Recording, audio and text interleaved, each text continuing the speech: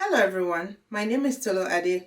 Thank you for joining me for another episode of Manifest Hub, where we help young adults and young adult leaders build and cultivate and engage in young adult ministry. So, the last time we talked about getting your young adults engaged. So, if you're one of the young adults leaders and you're like, help, my young adults are not engaged, what do I need to do? So, just to do a recap quickly from the last, the part one of this video, first I said for us to pray. Definitely, you can never go wrong with prayers. And number two is to investigate, figure out what the underlying issues are. And number three is to reflect. Reflect with yourself, by yourself, or also with your young adult executives or leaders to figure out how much more do you actually know these young adults. In what ways um, can you actually do better? Like maybe it's not them, maybe it's you, maybe it's you and it's not them. Kind of thing. You get? Okay. So today we're going to continue. There's still three more, not three more nuggets to share with you.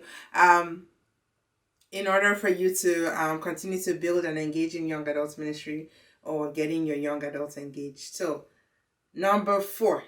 Yes, four. My numbers today, I'm just getting it all mixed up. So, number four. Number four is to reconnect. So, what do I mean by reconnect? You would want to have an informal type of gathering to get everybody together. The goal is to create an atmosphere for young adults to build friendships with one another, friendships with one another within the church. So, think about it. You have friends in other areas of your life.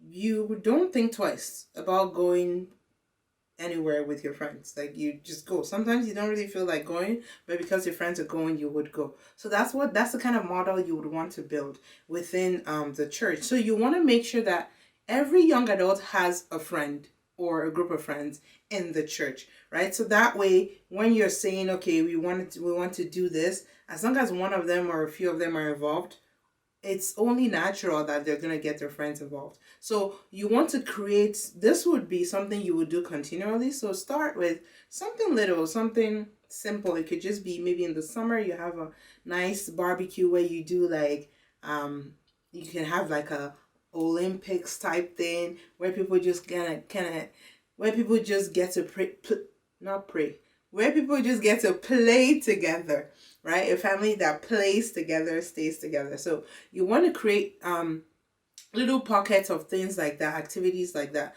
So one thing I would say though is that make sure, like I said, it's something simple that everybody can easily get into, and as much as you can, see if you can get support from your church leaders to fund a part or all of it. So you want to make sure it's something that's not too high cost. It's something that young adults would not have to pay for upfront. So maybe as you do more and more of these things, you can require payment from them or donations from them. But to start off, make it something really simple, something where you don't have to pay for upfront. So an idea for gentlemen, because I know, I know, trying to get gentlemen excited and involved in stuff, it could be really challenging, especially if you're a lady young adult leader.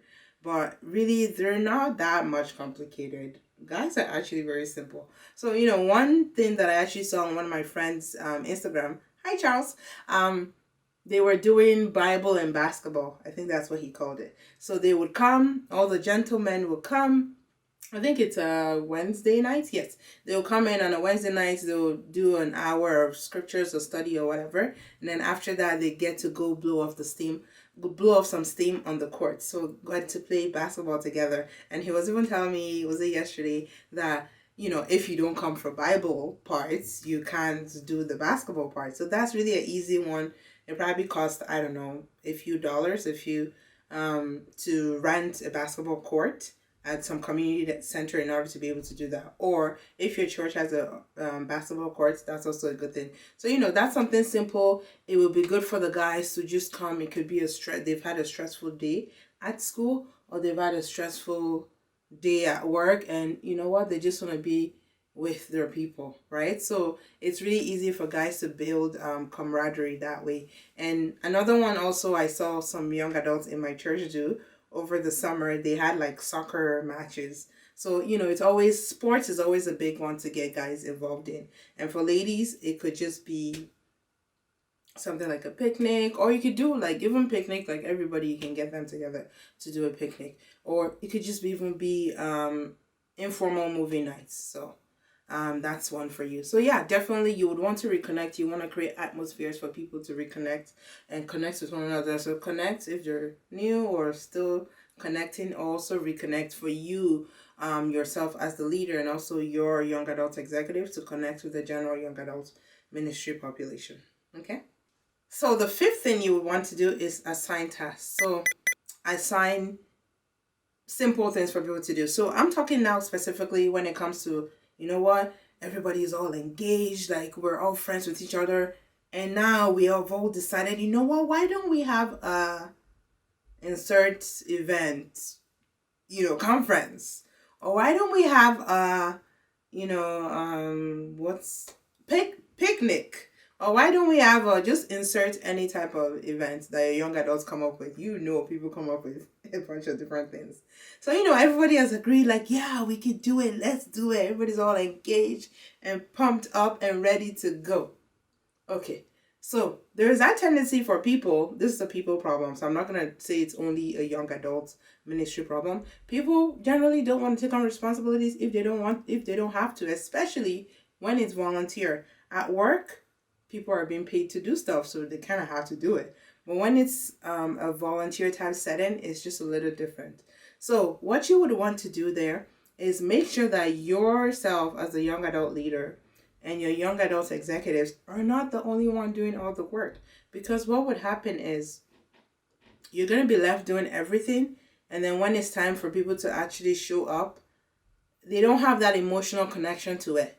They haven't been doing it. So you have to assign them little tasks. So when you're assigning tasks, keep a few things in mind.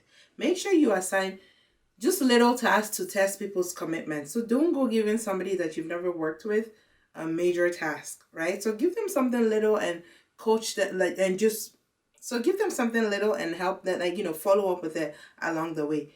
Also, another thing you want to do is assign tasks that people are more easily able to do. So this is what I mean. If you see that somebody is prone to, the camera. So for example, you follow them on Instagram, you see they like taking photos, and they're maybe a blogger and they just have a knack for the camera.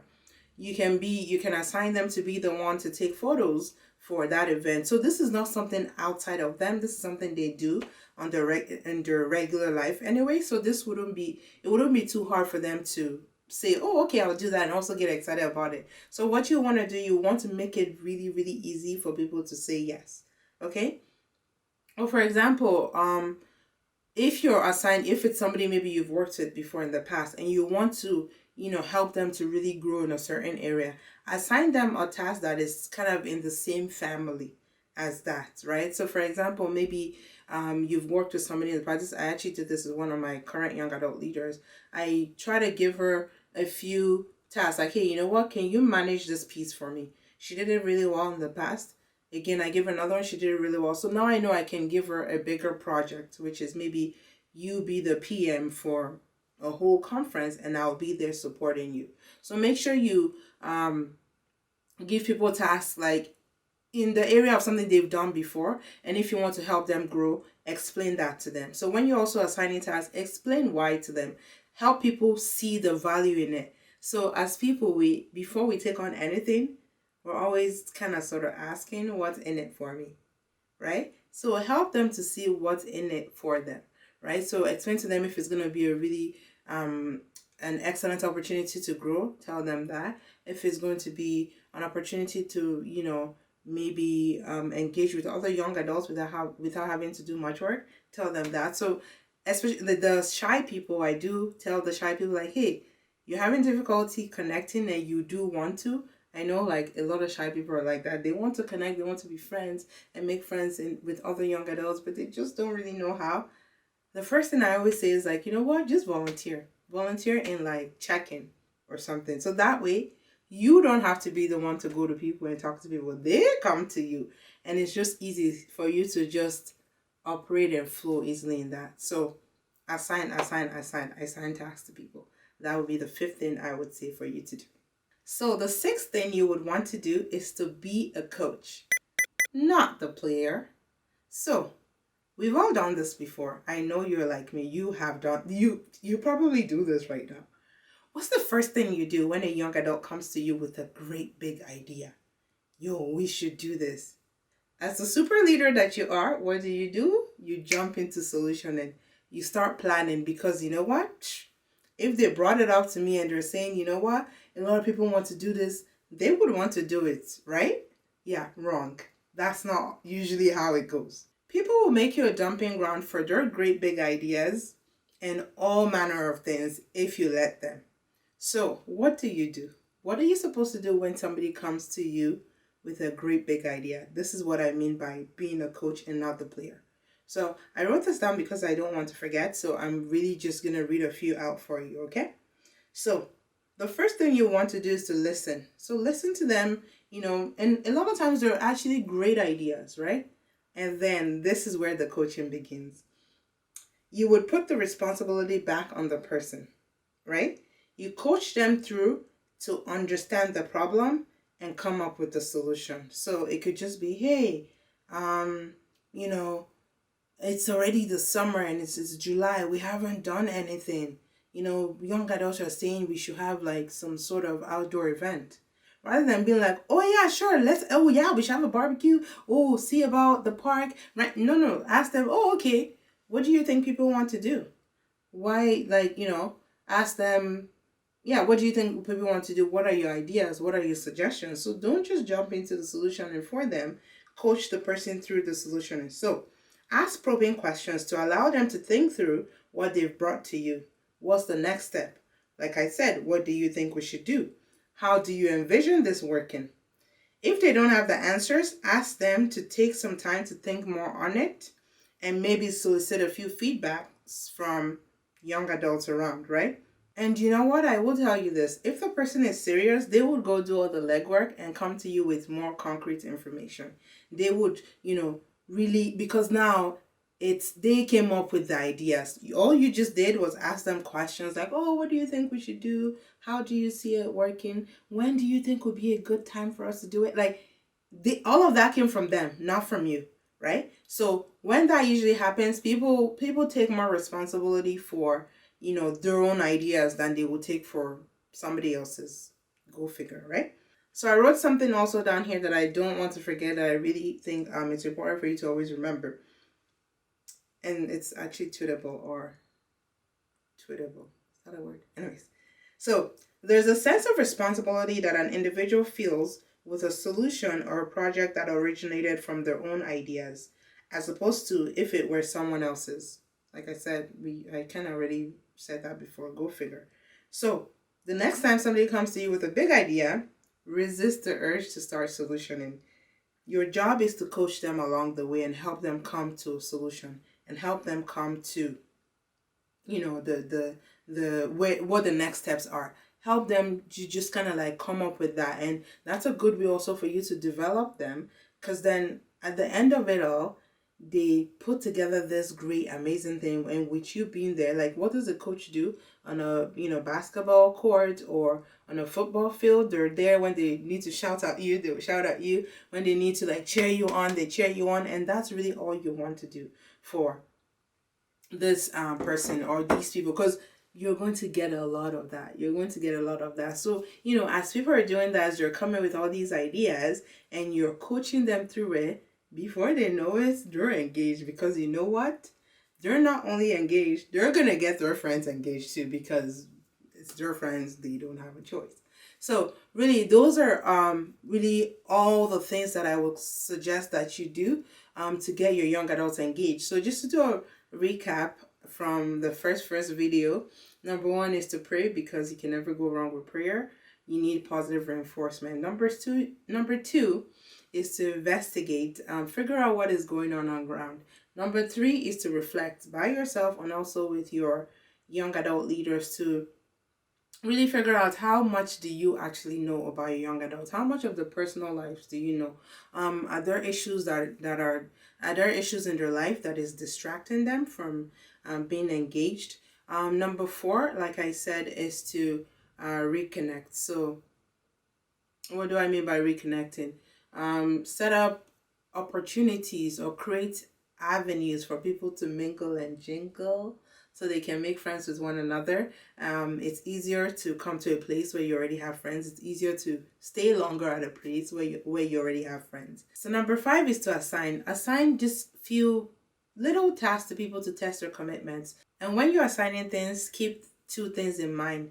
Make sure you're assigning something that is natural to that person. So if somebody already loves photography, you can, assign them to be a photographer for an event. If somebody already loves maybe just talking to people and they're just like that social butterfly, you might want to assign them to maybe do check-in for whatever event you're doing. And another thing I would say is also if help people to see what's in it for them. So when you're assigning to them, tell them why you're assigning to them. Like, hey, I noticed you have a knack for photography, and I think this is also a good opportunity for you to just kind of display that. For the shy people, like I said, they want to really connect, but they don't know how to. So suggest ways that they can, kill 2 birds with 1 stone. So they're connecting and they're also engaging, right? Sorry, they're connecting and they're also engaging with the ministry. So, assign post to them or volunteer positions to them where they don't have to really do much and people really come to them. That's really a good value added for them. And also, if it's a growth opportunity for the person, let them know that, hey, I think you could grow further by doing something like this. And 6th and final one, be a coach. Be a coach. Be a coach, not a player. Don't get all up in it when people come with you with ideas. Just coach them through it, right?